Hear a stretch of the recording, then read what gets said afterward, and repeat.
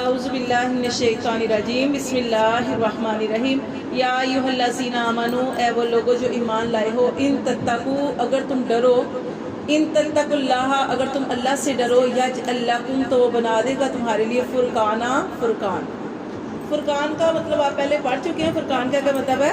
حق اور باطل میں فرق کرنے والی چیز، ٹھیک ہے۔ فرقان کا مطلب ہے حق اور باطل میں فرق کرنا۔ یہاں پہ اس کے اور بھی مطلب آ سکتے ہیں، اچھے اور برے کی تمیز، یا فرقان کا مطلب روشنی بھی آ جائے گا، جیسے اللہ تعالیٰ نے قرآن کی ایک آیت میں ارشاد فرمایا کہ اگر تم اللہ سے ڈرو تو اللہ تمہارے لیے تمہارے دل میں نور پیدا کر دے گا۔ فرقان کا مطلب نور بھی آ جائے گا، حکمت بھی آ جائے گا، یا یہ بھی آ جائے گا کہ جیسے ایک جگہ پہ اللہ تعالیٰ نے ارشاد فرمایا کہ اگر تم اللہ تعالیٰ سے ڈرو تو اللہ تعالیٰ تمہیں ہر مشکل سے نکالنے کا رستہ پیدا کر دے گا۔ تو یہ ساری چیزیں اس میں آ جائیں گی۔ تو اللہ تعالیٰ فرماتے ہیں کہ اصل چیز اللہ تعالیٰ سے ڈرنا ہے، کہ اگر تم اللہ سے ڈرو تو اللہ یجعل لکم فرقانا، اللہ تمہارے لیے روشنی پیدا کر دے گا، تمہیں حکمت عطا فرمائے گا، یا تمہیں مشکلوں سے نکالنے کا رستہ عطا فرمائے گا، تمہیں اچھے اور برے کی تمیز جو ہے وہ عطا فرمائے گا۔ یہ مطلب اس کے اندر آ سکتے ہیں۔ وَيُكَفِّرُ اور گرا دے گا، اور کیا کرے گا؟ گرا دے گا عنکم تم سے سیئاتکم تمہاری برائیوں کو، وَيَغْفِرْ لَكُمْ اور تمہاری مغفرت فرما دے گا، تمہاری بخشش فرما دے گا۔ وَاللَّهُ اور اللہ ذُو الْفَضْلِ الْعَظِيمِ اللہ تعالیٰ بڑے جو ہیں فضل والے ہیں۔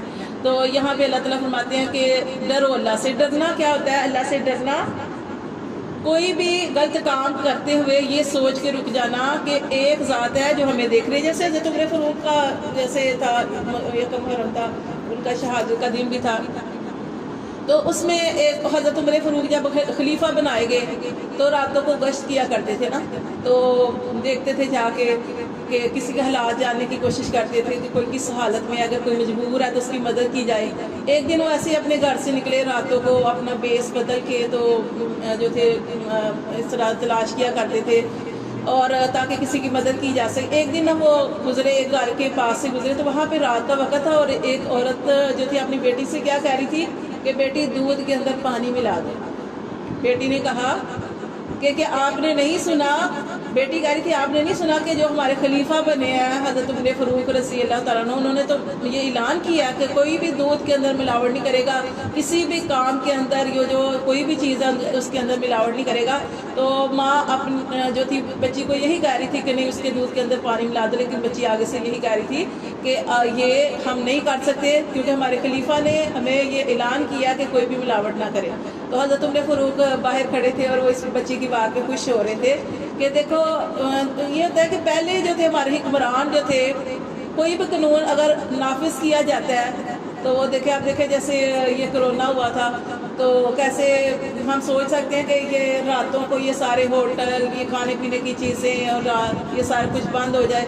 تو اللہ تعالیٰ نے جو نظام انسان کے لیے بنائے ہیں وہ بہتر ہیں۔ جیسے لوگ ملاوٹ نہیں کرتے تو کیا ان کو برکت نہیں ملتی؟ اللہ تعالیٰ نے تو فرمایا کہ کوئی بھی کام یا کوئی بھی کاروبار یا کچھ بھی آپ کر رہے ہیں تو اس کے اندر اپنا منافع رکھ کے تو آپ یہ کام کریں۔ آج کل کیا ہوتا ہے، دودھ کے اندر ملاوٹ کرتے جاتے ہیں اور کم دودھ ادھر سے بکتا جاتا ہے اور ملاتے جاتے ہیں۔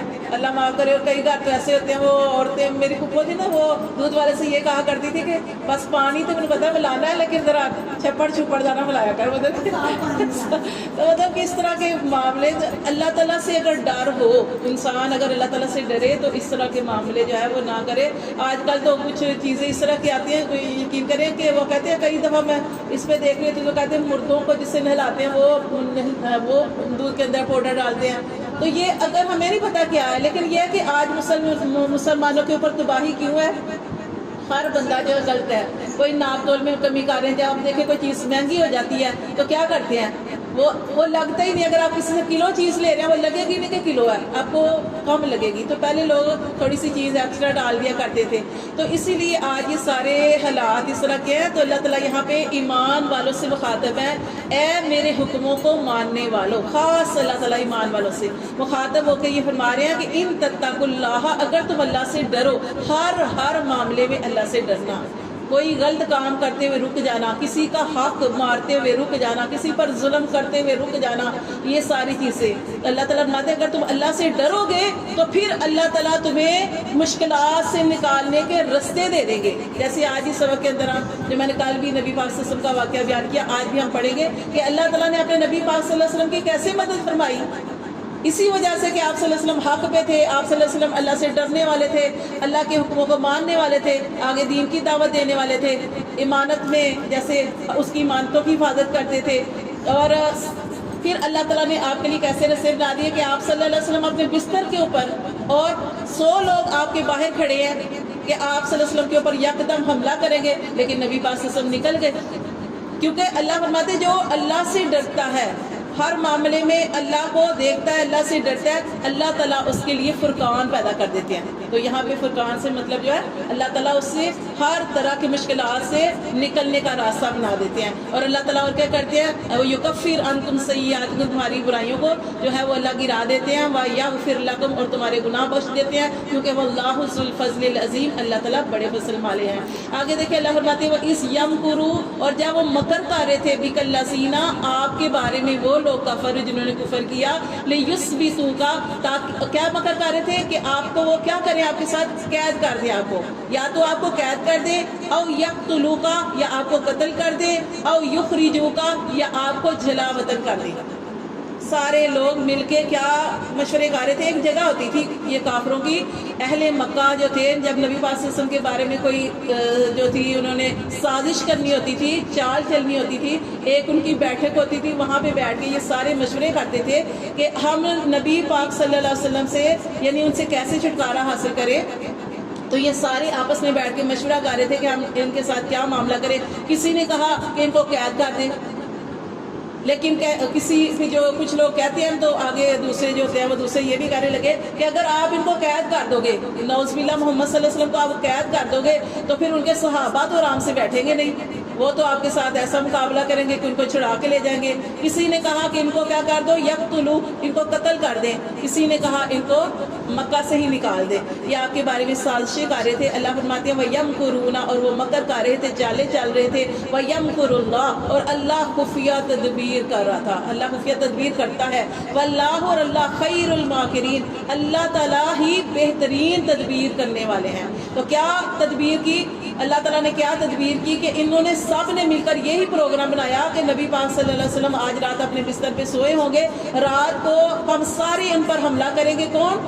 ہر قبیلے میں سے ایک ایک، کیونکہ نبی پاک صلی اللہ علیہ وسلم جو جس قبیلے میں سے تھے، قریش میں سے تھے، اور آپ جانتے ہیں کہ عربوں کی جو دشمنیاں ہوتی ہیں بہت لمبی چلتی ہیں. مثال کے طور پر اگر کسی نے، ایک قبیلے نے دوسرے قبیلے کو مارا تو یہ کیا کرتے تھے کہ بدلہ تو ایک سے لیا جاتا ہے نا، لیکن یہ لوگ کیا کرتے تھے، ایک سے بدلہ لینے کی بجائے پورے پورے قبیلے سے بدلہ لیتے تھے اور دشمنیاں لمبی چلی جاتی تھی. اب انہوں نے سوچا کہ ہم کیا کریں، اگر ہم مثال کے طور پر کوئی ایک قبیلے کا آدمی اٹھتا ہے اور نبی پاک صلی اللہ علیہ وسلم کو قتل کر دیتا ہے تو پھر یہ تو دشمنی اتنی لمبی چلے گی کہ آگے نسلوں کو نہیں چھوڑیں گے، آگے قبیلوں کو نہیں چھوڑیں گے. تو ہم کیا کریں، انہوں نے یہ پروگرام بنایا کہ ہر قبیلے میں سے ایک آدمی جو ہے، ایک ایک سردار نکلے اور سارے نبی پاک صلی اللہ علیہ وسلم کے دروازے کے باہر کھڑے ہو اور ایک دم نبی پاک صلی اللہ علیہ وسلم کے اوپر حملہ کیا جائے، تاکہ کسی ایک آدمی کے اوپر الزام نہ لگے کہ اس نے مارا ہے، بلکہ سب کے اوپر یہ بات آئے گی.